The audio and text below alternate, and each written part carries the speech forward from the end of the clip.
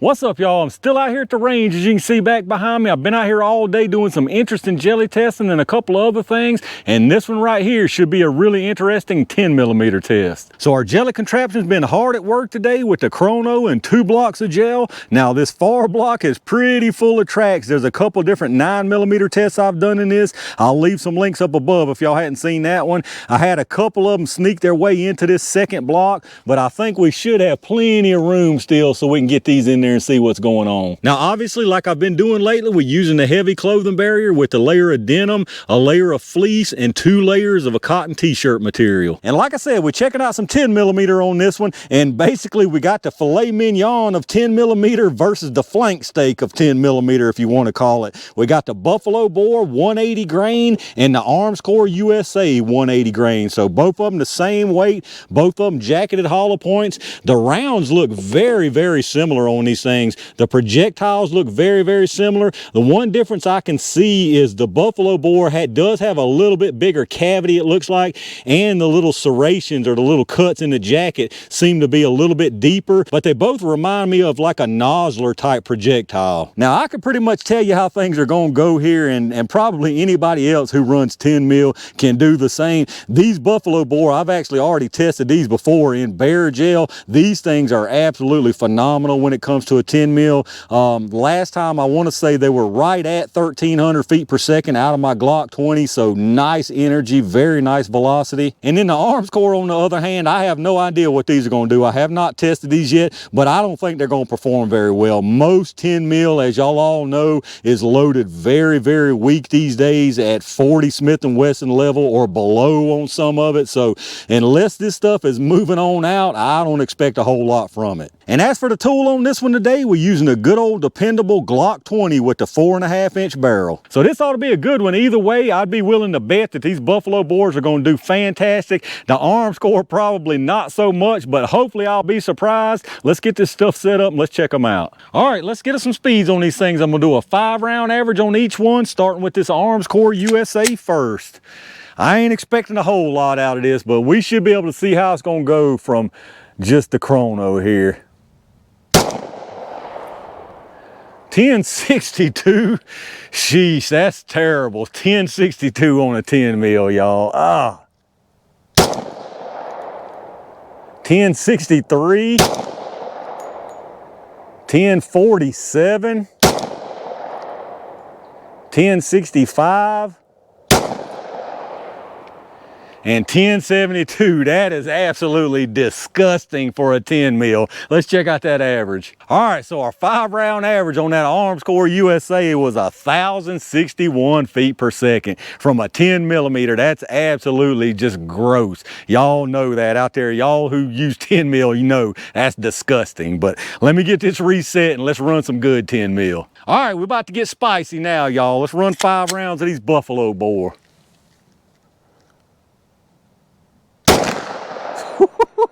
That's what I'm talking about. 1290. Yeah. 1322. 1313. 1303.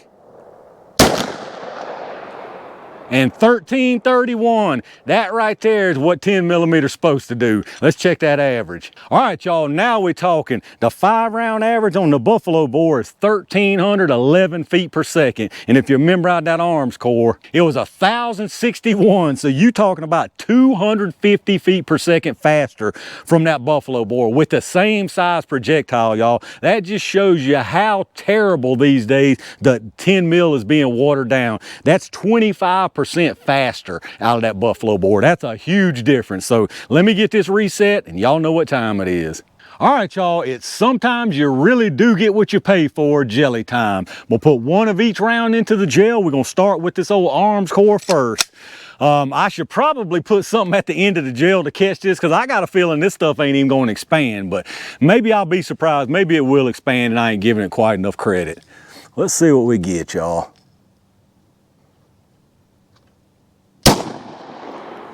All right, I think that should have been a good one. Let me go down there and see where we landed.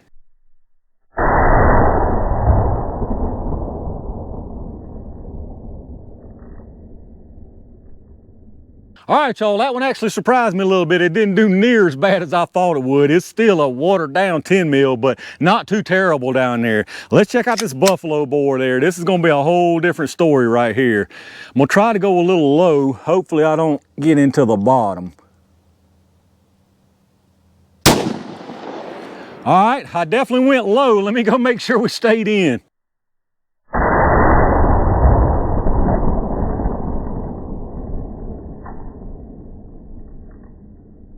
All right, let's check out what we got down here. As y'all saw, that buffalo bore 10 mil about knocked the jelly out of its socks there. So on the top here, that's the Armscor USA. As you can see, it comes in here, nice disruption and wound channel, carrying pretty much all the way through this first block.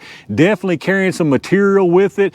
Goes into the second block and stops, I don't know, it's probably 4 or 5 inches into this second block. And it's definitely not expanded very well. It tried to, you can tell it smashed out the front of it, and it got some deformation for sure, but I would say based on this dumping of material, that cloth right there, it was probably too clogged to expand well. And then on the bottom down here, that's your buffalo bore. Comes in here, you can see it expands immediately, dumps all of that cloth out as soon as possible, keeps on trucking through the block here, all the way through it into the second block. I would say after about this point right here, it was moving sideways like a Frisbee, just based on how it's sitting down here kind of sideways, and it's incredibly expanded. I mean, it's flattened out almost like a disc, like a Frisbee down there. But as far as our penetration, this Armscor USA made it out to 21.5 and rebounded a little bit back to 21. So 21.5 forward momentum on that Armscor. And then the buffalo bore down there made it to 17.75 and had just a hair of rebound maybe. So 17.75, that's basically perfect penetration right there. I'll give you a couple little overhead